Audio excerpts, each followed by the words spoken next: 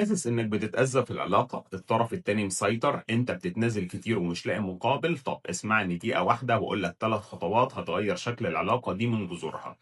الخطوة الأولانية وهي دي تعتبر المرحلة الأولانية، وهي إنك توقّف الأذى، تمنع الأذى، إنك لازم توقّف النزيف، يعني لو الطرف التاني بيتكلم معاك بطريقة بتوجعك ما تسكتش، ولو بيحمّلك مسؤوليات فوق طاقتك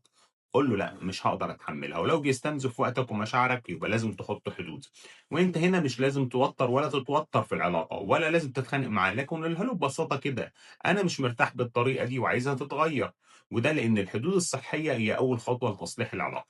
الخطوة التانية،